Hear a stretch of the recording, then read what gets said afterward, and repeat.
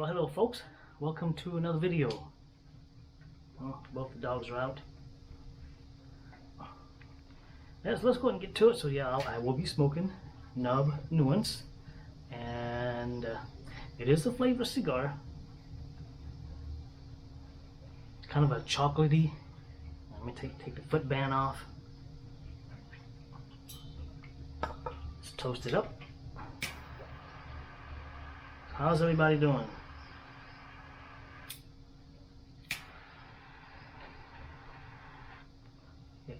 Nice smooth draw.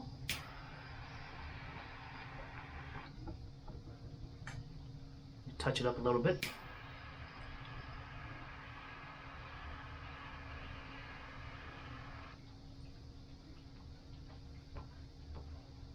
There we go. So we've had cloud cover today, so the temperatures dropped below 100, and it got into the mid 90s, and yeah, it is a little bit cooler out. Now it's nighttime. We got the shade. What you want, old hound dog? Got my water. Speaking of weather, speaking of shade, so Mr. Klaus Schwab, the WEF henchman himself,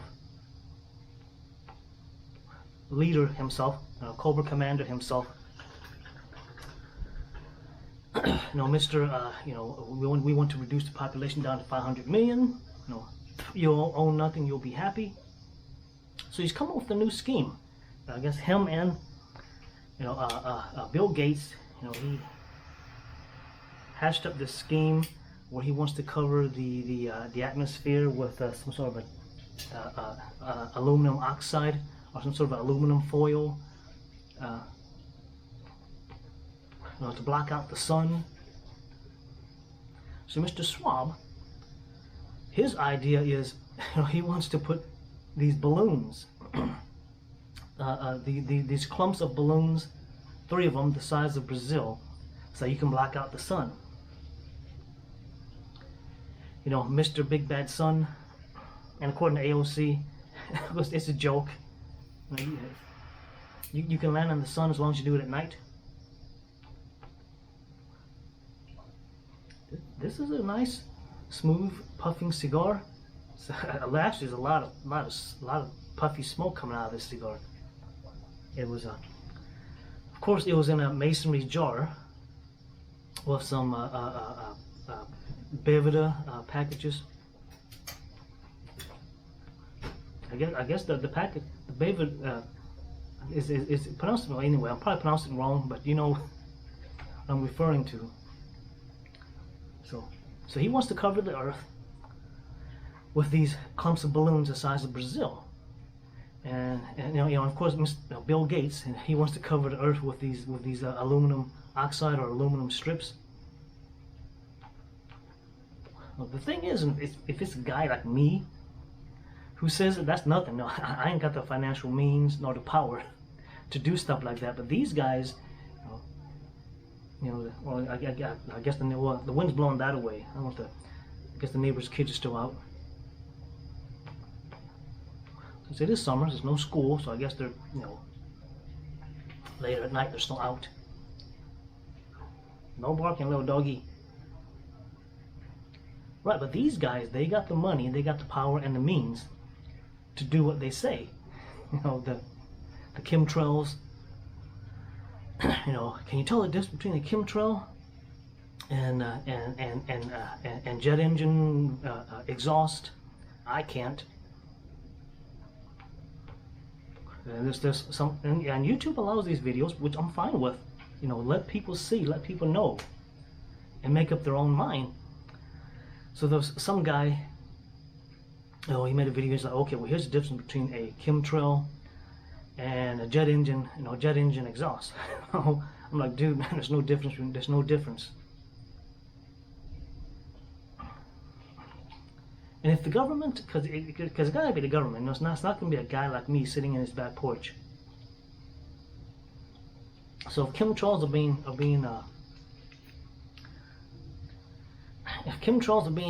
put out, sprayed out into the public, it's got to be someone with some money, some means. If it ain't the government, You know, we're talking or it's got to be an organization.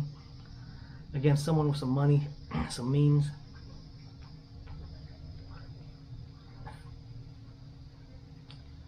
And you know, if it is true, and it's just like the you know, the flat earthers, you know, I've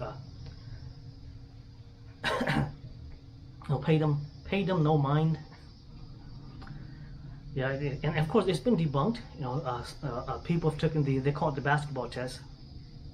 So basically, you take a basketball, and they took a camera, and they took like a super zoom or a super micro lens, stuck it on the camera, and zoomed it down as if you're on the surface level, where you know where you can see like the bumps, where the bumps on the basketball looks like mountains. Yes, a basketball is not smooth. It actually has little bumps. They actually have little bumps on them, of course, for your hands to easier to grasp the basketball. And it's got grooves, so it's got, you know, it's got the grooves and it's got those little bumps. So they zoomed it down to like surface level, again, to where those bumps on the basketball look like mountains, and it's like it looks flat. and that's what people have been telling flat earthers. Hey, we're on the surface of the earth, so it's going to look flat. And of course, you know, you know, they're like, well, how about videos of guys who are in high altitude, like astronauts or people in the weather, or people in balloons? You know, they'll come back with, oh, with those are GoPro, I guess fish eye lens. Yes, and the fish eye lens, the older GoPros, the new ones don't have that issue now, but the older GoPros had those, you know, where the edge of your videos were kind of like bowed out. You know, they call it the fish eye look. You know, this camera doesn't have that problem, but it's I mean, it's a GoPro knockoff, but you know, it has the newer lens or the newer technology, I assume.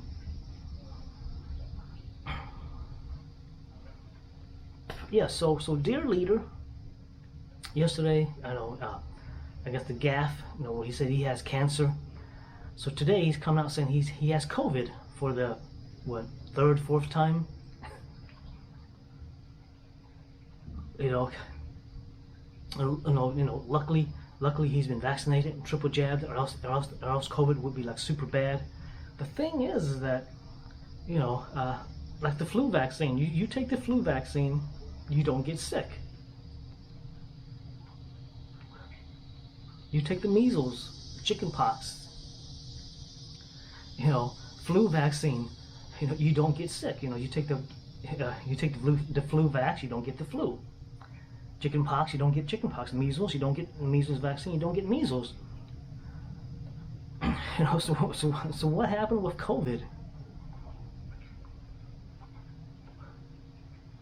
I mean, if all the vaccine's gonna do is just make your, well, I guess the wind's not blowing back that way, so hopefully the cigar smoke, you know.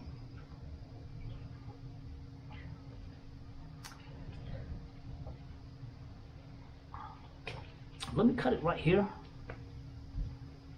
and I'll be back. We'll take care of something real quick. Okay, and I'm back. So let's, of course, the cigar burned out. Now I gotta relight it.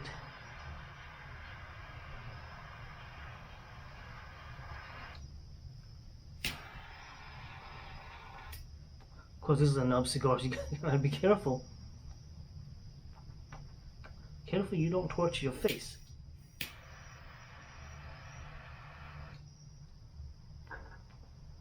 There we go.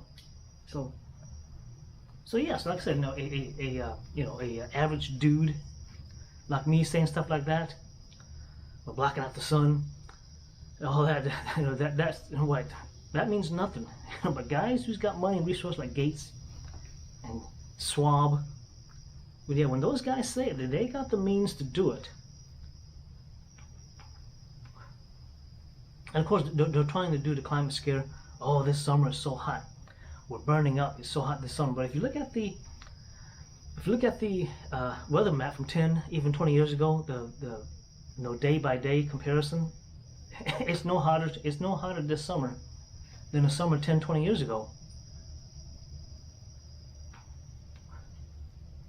So the I don't forget what it was. It was either the World Economic Forum or one of these green, one of these organizations that's pushing the green energy, green this, green that.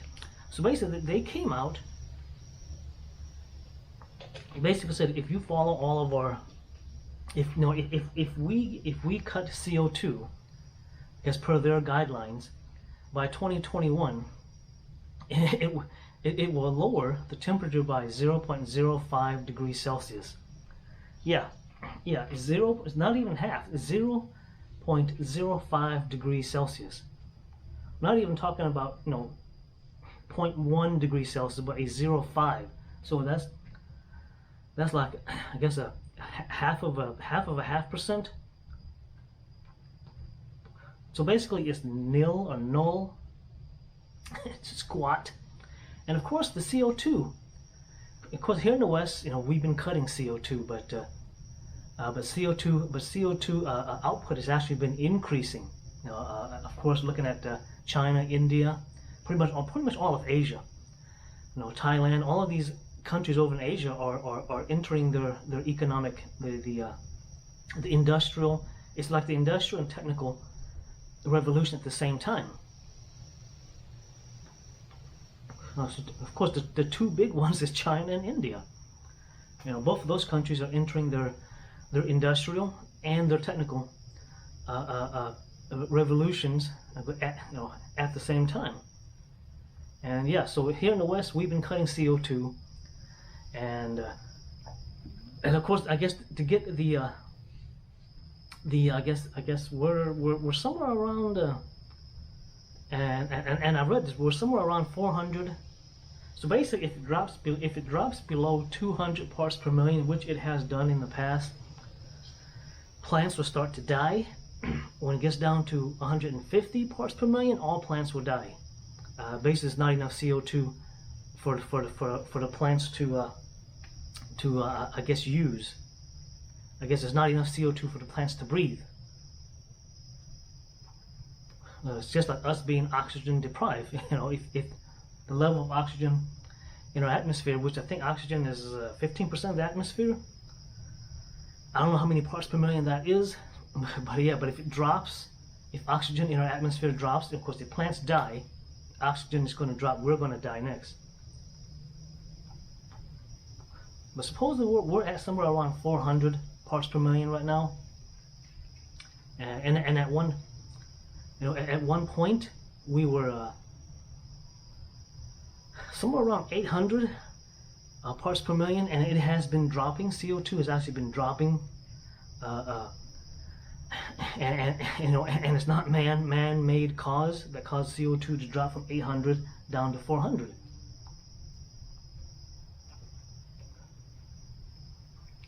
Yeah, kind of like greenhouses. Greenhouses, they actually bring in CO2, CO2 pumps. And if you go inside of a greenhouse, the CO2 concentration in the greenhouse is going to be somewhere around 4,000 to 5,000 parts per million. And yeah, and I'm pretty sure that they have alarms that they got set in the greenhouses to where if it gets above, basically for humans, if it gets to like 8,000 parts per minute, if it gets to 8,000 parts per million, that's when we fall over, croak. Yes, and that could happen in your house if you leave your car running. Kind of the story of the lady who left her car running, and of course if the gas rises and the people who were on the second floor got sick, they actually passed out. Unfortunately, it was her kid. And unfortunately, she didn't find her kid until hours later when the kid's dead.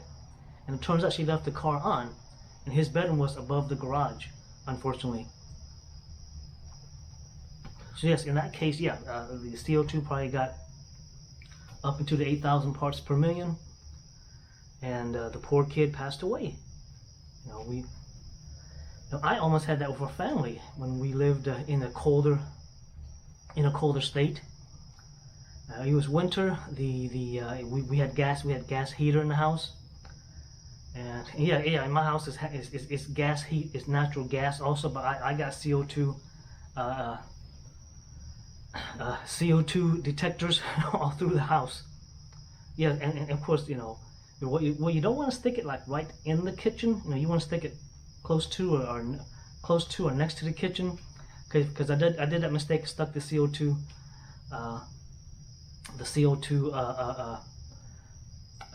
detector, in the kitchen. So every time you turn the stove on, it would trip the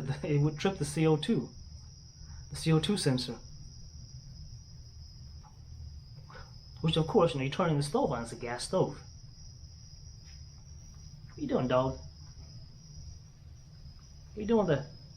Okay, it's not a bug or a stick. So basically the heater, I guess the pilot light. Yeah, this is like back in the early 80s and stuff. I guess when the heaters didn't have a sensor that if the pilot light doesn't light the gas, it shuts off the gas. Yeah, more modern gas heaters would do that. But just in case the fail-safe doesn't work, you need the carbon dioxide detector that of course it will actually kick on. I don't know what the setting is, because I say in the kitchen when me and the wife, when we're cooking, it will actually trip the carbon dioxide sensor. So it must be set to like a pretty low setting. It would be dumb if they set it to 8,000 parts per million, because you'd be dead by that point. So it's probably way long before then that the alarm will go off. So far, I got it next to the kitchen, not in the kitchen. Same for the heating unit. I got it in the hallway where it's at, but not right next to the unit. And again, with modern gas heaters, if the pilot light fails, basically it's an electronic. I guess back then it was the kind where you have to. Because I remember my dad would have to light the pilot light because it would go off every now and then. That's probably what happened. But with more modern one, it's the electronic igniter, and each of the blowers, each of the gas blowers has its own igniter. But yeah, and of course, I've when I had it, what you call that? I guess what do you call it? Tune-up. Yes, you're supposed to get your every summer and every winter. Every summer you're supposed to have your AC tuned up. Every winter you're supposed to have your heater tuned up. And the guy showed me. I was like, if it, he's like, I'll show you. I'll disconnect the igniter, which is the electronic igniter, so when the gas kicks on, it doesn't ignite. It shuts off. And the AC guy did it, or the heater, same guy.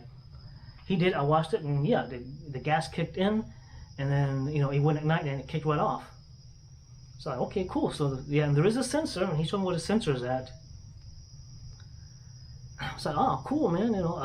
That's a good. That's a good thing to have. So yeah, so basically, I guess either my dad or my mom woke up, and they smelled. Yeah, natural gas has no smell. The smell that you smell natural gas is actually put in by the gas company, and there's a name for it. I forget what the name is. That scent is unique. Nothing else smells like it. And if you want to get a whiff of it, just turn on your gas stove, and before it ignites, because it takes like a second or half a second before the gas ignites, and you can smell the smell that they put into the natural gas. So yeah, so they woke up all of us kids. The fire department was called, and yes, when stuff like that happens, you have to call the fire department. They come in and they do the checking. And yeah, and it turns out the pilot light went off, and when the gas kicked in, it fell to the gas fell to ignite. Of course, this is back in like the early 80s, and you know, I guess it didn't have the safety sensor in there that would shut the gas off if it fails to ignite. So the house, and yes, it is, and yeah, and the reason you have to call the fire department because it is a fire hazard, because now you got a house that's full of gas. You know, someone light a cigarette and kaboom, everybody's dead. Yep, still got my nub. Yeah, it is the nuance. Like I say, it is like a chocolatey, a chocolate scent. Yeah. So the thing with Biden is that, I guess we'll go back to Biden. He's I don't think the Democrats are going to 25th Amendment him. He'll probably step down for health reasons. Yeah, and you know, I call this, and everybody, you know, every conservative called this. Okay, look, man, you know, give it about 2 years, and then Biden will step down, citing health reason. You know, the problem is that, you know, the person behind him nobody likes. Man, she's like the most hated person in, you know, in history to hold that position.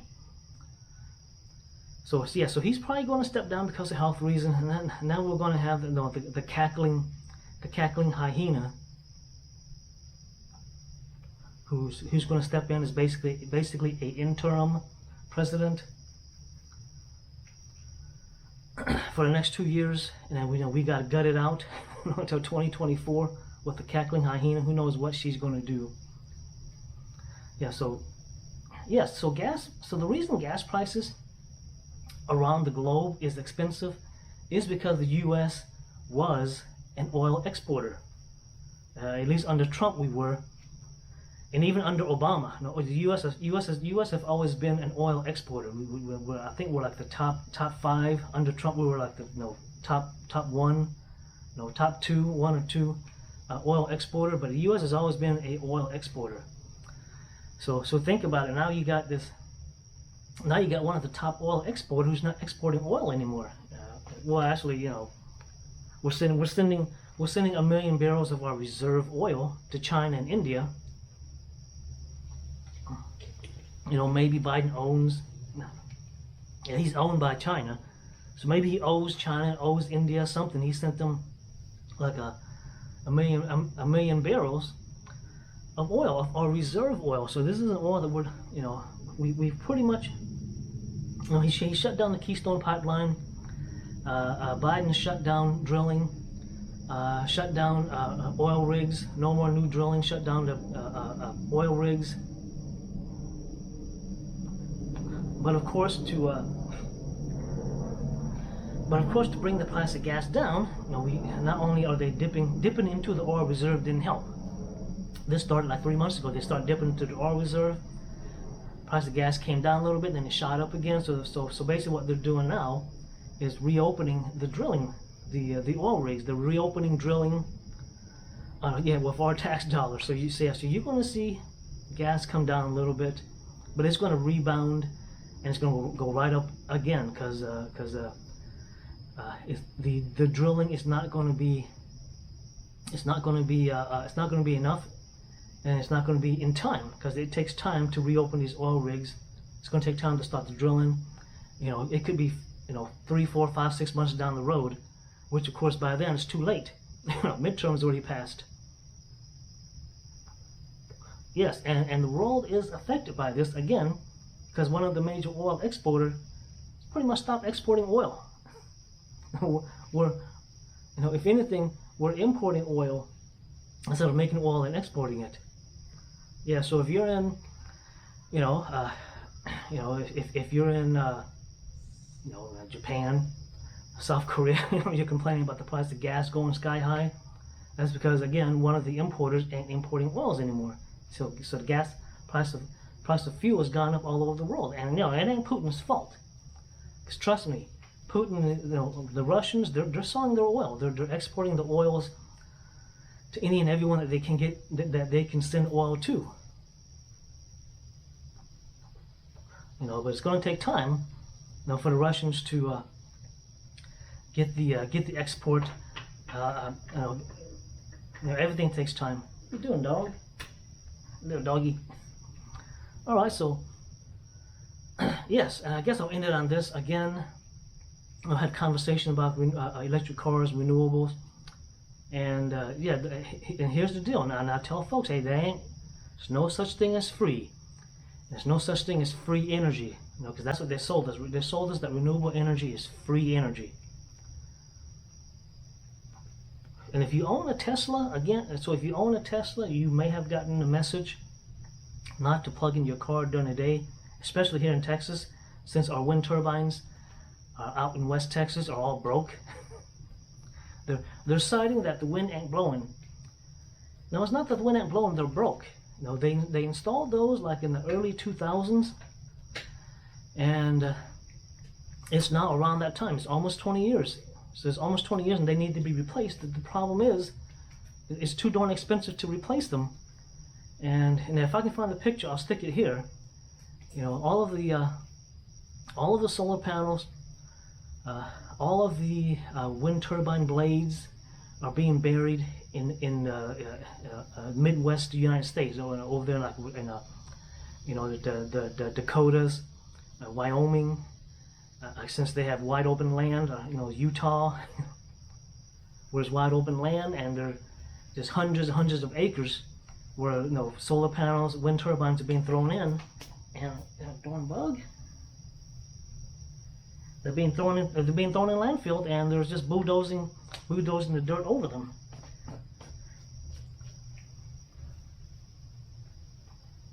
Yeah, so renewables is not free. There is no such thing as the perpetual motion machine. The perpetual motion machine does not exist. If these darn bugs, what the hell? Darn June bugs, yeah, they're not just landing on. They're not just landing on me. They're crashing into me, like literally. Yes, so it takes rare earth. Of course, the blades of the wind turbines are all filled with foam, so 75-foot filled with foam. The solar panels are not recyclable, so they're just being thrown into a landfill. So it takes resources to make those.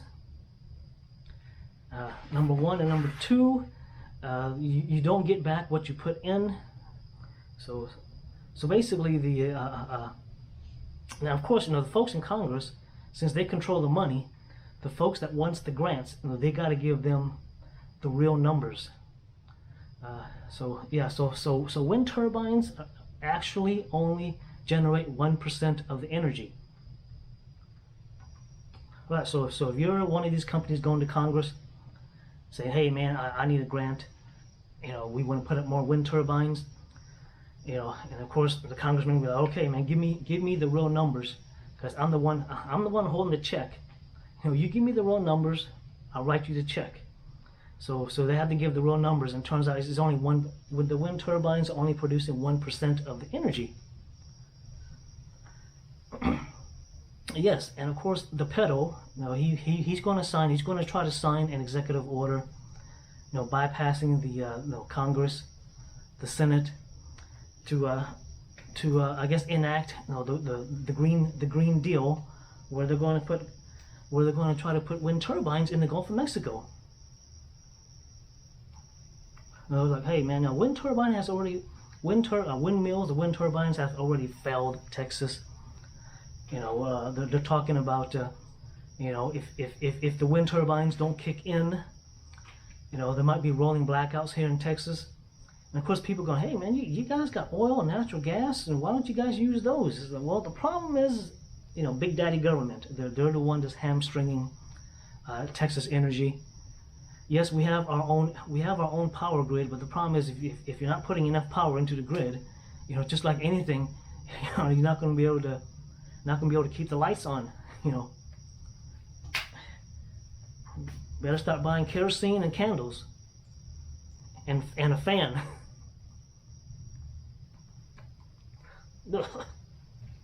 Inhale some smoke. So yeah, so if you own a Tesla, especially here in Texas, you would have gotten that message. Don't plug in your Tesla during the daytime. So I guess when you get home from work, school, I guess you gotta wait till now, you know, when it's dark, or maybe after midnight, because electricity, people don't go to bed till like 11, 12 o'clock.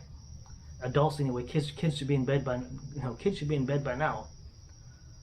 So you gotta wait till like, you know, midnight to plug in your Tesla, your Leaf, or that was it that VW that then they come out with their, you know, they're coming out with their, if you have a VW. So the truth is coming out, and also in one of the congressional hearing, I forgot the congressman's name. So he basically got the real numbers, because again, it's like, you know, we hold the check. You know, if you want the check, give us the real numbers. So the numbers that was given to him is that during the summertime, you know, we use about 17% of the electricity for the yearly use. So during the summertime, 17% of the electricity that you use throughout the year is used during the summer for AC. And he was saying that if you plug in your EV car, it takes 4 times that. So basically, EV cars take up 68%. So if you have a Tesla, you know, a VW, you know, Nissan, or, you know, GM, whatever EV car you got, if you're plugging it in, you're using up 68% of the electricity, or it's going to take up 68% of your yearly electricity use. And yes, and cost-wise, actually, I think he meant that it's going to cost you 4 times. So basically, whatever your electric bill is during the summer, it's basically your electric bill and electrical use is going to be 4 times of what your summertime use is. So basically, you know, like for me and for most folks, you know, the electric bill during the summer is you know, a car payment. You know, you're talking $300, $400, $500. So if you plug in an EV car, it's going to be about, you know, $1,500 to $2,000 a year that you're going to be taxing, that you're going to be adding on to your you know, to your bill. So it's just like filling up. So basically, if you calculate it out, it is just like filling up your car. Unless it was under Trump, because like I said, under Trump, it cost me $20 to fill. You know, it cost me $20 to fill up my little 4-cylinder car. So it wouldn't have cost me $2,000 a year. Well, actually, let's see here. Yeah, let's see, $20 a week. So $20 a week, 52 weeks a year. Let's see, 20 times. That's hold on, I'm trying to calculate in my head here, man. So 52 times 20 is be 10, 330. Yeah. No, actually, add a 0. See here, we have 0, 0, 10. It's it'd be about 3,000. How's it 3,000? Damn it! I'll calculate it and put it here. Yeah, so 52 times 20 is gonna be about, I think, was it 1, 2? Actually, it'd be 1, 2, 3, 4, 5, 6. Yeah, about $2,000. Yeah, so. Yeah, so it's $20, 52 weeks. Yeah, if you calculate it now, it's going to cost you about $6,000. Yeah, so it's about $2,000. Is it? Ah, damn it! I don't have my tablet out here. My math is horrible. 1, 2. Yeah, it's $300. No. Yeah, it's $300. It's not 3,000 or 2,000. Yeah, it's 300. So it's $300 a year. If it costs you $20 a week to fill up, to go to work. You know, on the weekends, of course, if I do any weekend driving, I may put $10 in just to make it through the weekend. If I do, if I drive a little bit further to go shopping. Yeah, so $300 a week, $20 a week under Trump. But if you plug in your EV per the congressman, I forget his name. If I find out, I'll stick it here or up here. So basically, it'll cost you about $1,500 to $2,000 a year to charge your EV. And if you have a Tesla, which is, you know, more battery in a Tesla, just, you know, cars like the GM Volt or the Bolt, I forget which one of theirs is. I think one's a hybrid, one is the full electric. But I know the Leaf has about 700 batteries, but the Tesla has 7,000. So if you own a Tesla, you know, your electrical bill may jump up to, like, you know, 4,000 or 5,000 a year extra.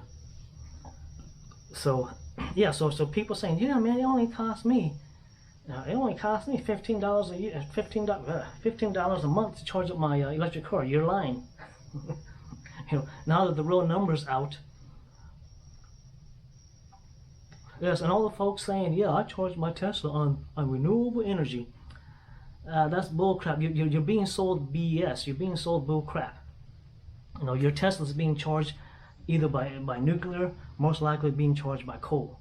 Renewable, again, wind turbines only supply 1% of the electricity, and who knows how much.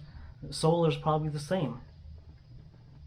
You know, because supposedly, you know, the U.S. 17% of our electricity is supposedly, you know, supplied by renewable. And again, there's no such thing as free energy, so they need to change the name from renewable to something else, because it ain't renewable. You know, eventually you gotta throw that wind turbine in the trash, and you gotta throw that solar panel in the trash eventually. So it's not renewable energy. The word renewable means that it keeps, you know, renewing itself and giving you a zero cost energy, but then it's not zero cost. All right, well, that's it for the midweek. Again, if I can get this, I'm about three videos behind. So if you see 3 or 4 videos getting uploaded at once, that'll be me catching up, and I'm going to enjoy the nub. It's I don't really taste or smell the chocolate anymore now that I smoked it down to about 2/3.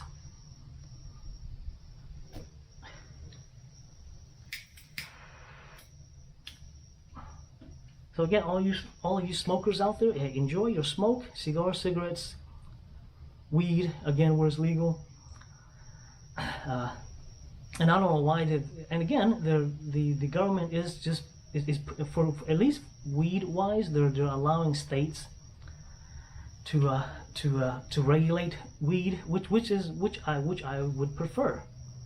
You know, so if you really want to smoke weed, you know, move to Colorado, you know, the East Coast, some of the East Coast states, definitely the West Coast, Oklahoma, which surprisingly, Oklahoma is very conservative. In my opinion, Oklahoma is more conservative than Texas. But they're allowing weed. And see, the problem with Texas is that we are a big state, and we are a big population. So the states around us, like Louisiana, Oklahoma, you know, they did things like, you know, pass the gambling bill where you can have casinos open up. You know, I don't know if Louisiana allows weed, but Oklahoma, you know, they allow weed and gambling. So basically, you know, I forgot what they're called. The guys that grease the politicians, the one, I forgot his name for it. The one I'm trying to think here. So basically, dudes from Oklahoma, well, they'll come down to Austin, and you know, any politician that's thinking about legalizing gambling, legalizing weed here in Texas, those guys, that's the name, starts on an L. Anyways, but you guys know what I'm referring to. Lobbyists, that's it. So lobbyists from Oklahoma will come down to Austin, you know, and you know, and any legislator who's, you know, thinking about trying to pass a gambling or a legalizing weed bill, you know, they'll go up to those guys and, hey, look, man, here's $100,000 for you to put this bill to the side, and we'll come back again next year, and you know, if you want to pass this bill, you know, we'll keep coming down, and we'll take care of you, Mr. Legislator, you know. And yeah, and that's why Texas hasn't passed gambling. It's been decades. And yeah, and it's because of, you know, legislators coming from, you know, Louisiana, Oklahoma. I think New Mexico has gambling, legalized gambling too. So I guess the folks in El Paso go over to New Mexico for their gambling needs. Because yes, Texas is, I think it's like 40 million people and growing. It's 40, I think it's 45 or 48 million people here in Texas and growing. So that's a huge customer base for your gambling. And well, I guess if you want to smoke weed, you got to go to Oklahoma, buy it and smoke it there. So I guess while you're gambling, I don't know if I haven't gone gambling in years and years. And I don't know if the casinos allow you to, they allow you to smoke cigarettes. But I don't know if they allow weed, but I guess since weed is legal in Oklahoma, why not? So yeah, so Texas, gambling will never be legalized because the lobbyists from other states are coming in and greasing the palms of the legislators here. Weed, they may pass a legislation where it's legal to possess. It might be in the books now. I don't know, but I've heard about. I've not looked into it. I don't smoke weed, so I don't care really.